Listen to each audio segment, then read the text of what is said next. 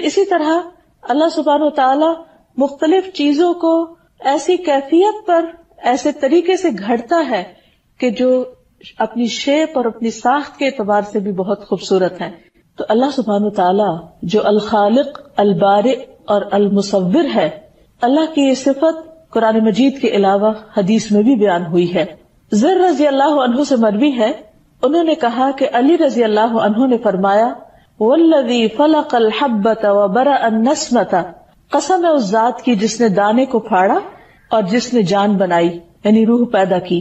رسول اللہ صلی اللہ علیہ وسلم نے مجھ سے عہد کیا تھا کہ مجھ سے مومن ہی محبت کرے گا اور مجھ سے منافق بغض رکھے گا. یعنی حضرت علی رضی اللہ تعالیٰ عنہ کے بارے میں فرمایا کہ جو مومن ہوگا وہی ان سے محبت کرے گا. تو بہرحال حضرت علی کی اس روایت میں برا کا لفظ آتا ہے کہ اللہ سبحانہ و تعالیٰ ہی نے روح کو پیدا کیا، جان کو پیدا کیا. یہ اللہ سبحانہ و تعالیٰ کا ایک صفاتی نام ہے اور اس کے مختلف دلائل ہمارے سامنے موجود ہیں. سب سے پہلی بات تو یہ کہ اللہ سبحانہ و تعالیٰ ہر نقص اور ہر عیب سے پاک ہے.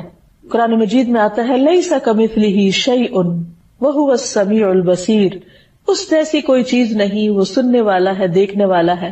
یعنی جتنی بھی اس کی تخلیق ہے اس میں جہاں فائدے ہیں وہاں کوئی نہ کوئی نقص بھی نکل آتا ہے. صرف ایک ذات، وہ اللہ کی ذات ہے جو ہر عیب اور ہر نقص سے بری ہے. پھر اسی طرح اللہ سبحانہ تعالیٰ دوسروں کی بھی برات کرتا ہے. موسیٰ علیہ السلام پر بنی اسرائیل نے ایک الزام لگا دیا تھا کہ ان کے جسم میں کوئی نقص ہے، عیب ہے، اسی لیے وہ ہر وقت بہت اپنے آپ کو لپیٹ اوڑھ کر رکھتے ہیں، پردے میں رہتے ہیں. تو اللہ تعالیٰ نے ایک ایسی صورت پیدا کر دی کہ جس سے ان کے اس الزام کو ان سے دور کر دیا گیا، اور اس کا سبب پیدا کرنے والا بھی اللہ سبحانہ تعالیٰ ہے. قرآن مجید میں آتا ہے یا ایھا الذین آمنوا لا تکونوا کالذین آذوا موسیٰ فبرأہ اللہ مما قالوا وکان عند اللہ وجیہا. اے لوگوں جو ایمان لائے ہو، ان لوگوں کی طرح نہ ہو جاؤ جنہوں نے موسیٰ علیہ السلام کو تکلیف دی. یعنی بنی اسرائیل کی طرح نہیں جنہوں نے اپنے پیغمبر کو تکلیف دی، تم اپنے پیغمبر کو تکلیف مت دینا. تو اللہ تعالیٰ نے انہیں اس سے پاک ثابت کر دیا. تو یہ البارئ کا معنی کیا ہے کہ وہ برات کرنے والا ہے اپنے بندوں کی جن سے وہ محبت کرتا ہے اور جن کے اوپر ضد یا حسد کی وجہ سے الزام لگا دیے جاتے ہیں. پھر اسی طرح اللہ سبحانہ وتعالی مریض کو بھی پاک کرنے والا ہے. حضرت عائشہ سے روایت ہے کہ ایک مرتبہ رسول اللہ صلی اللہ علیہ وسلم بیمار ہو گئے تو جبریل علیہ السلام آپ کے پاس آئے اور انہوں نے آپ پر یہ دعا پڑھی، بسم اللہ یبریک ومن کل داء یشفیک ومن شر حاسد اذا حسد وشر کل ذی عین. اللہ کے نام کے ساتھ وہ آپ کو صحت عطا کرے، یعنی یبریک، وہ آپ کو بری کر دے، اس بیماری سے نجات دے دے اور ہر بیماری سے شفا دے، اور حاسد کے شر سے جبکہ وہ حسد کرے، اور ہر بری نظر والے کے شر سے اللہ آپ کو محفوظ رکھے. پھر یہ ہے کہ اللہ سبحانہ تعالیٰ نے جو چیز پیدا کی وہ جس مقصد کے لیے پیدا کی اس چیز نے اس مقصد کو خوب پورا کیا. تو ابرا کا معنی ہوتا ہے کسی چیز کو جس غرض و غایت سے بنایا جائے، جس مقصد کے تحت بنایا جائے، وہ اس کے لائق بھی ہو. تو اللہ سبحانہ تعالیٰ نے جو چیزیں بھی بنائی، جس کام کے لیے بنائی، وہ ان کا مقصد اچھی طرح پورا کرتی ہے. مثلا پانی کو پیاس بجھانے کا ذریعہ بنایا اور قرآن مجید کا اس کا ذکر بھی فرمایا. اللہ سبحانہ تعالیٰ جو البارئ ہے، تو ہمیں اس کے اس نام سے یہ بھی پتہ چلتا ہے کہ اس نے جو کچھ تخلیق کیا، جو کچھ بنایا، اسے جس غرض یا جس مقصد کے لیے بنایا اس کے بالکل موافق ہی بنایا.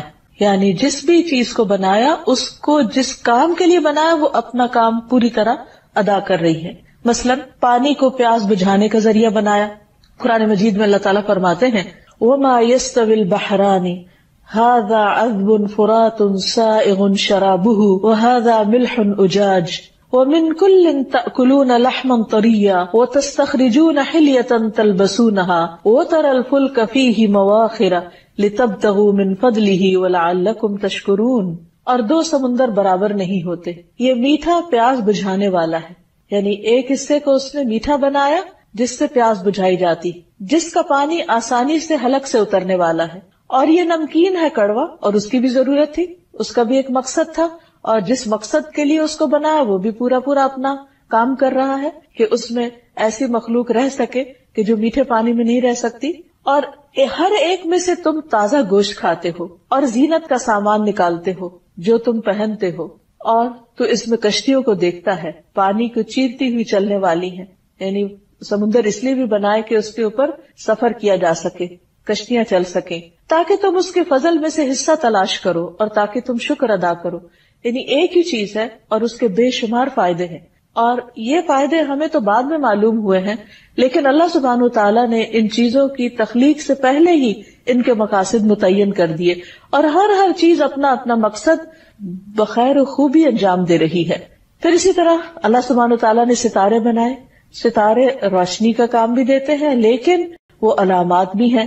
قرآن مجید میں اللہ تعالیٰ فرماتے ہیں وَأَلْقَى فِي الْأَرْضِ رَوَاسِيَ أَن تَمِيدَ بِكُمْ وَأَنْهَارًا وَسُبُلًا لَعَلَّكُمْ تَهْتَدُونَ وَعَلَامَاتٍ وَبِالنَّجْمِ هُمْ يَهْتَدُونَ أَفَمَن يَخْلُقُ كَمَن لَّا يَخْلُقُ أَفَلَا تَذَكَّرُونَ وَإِن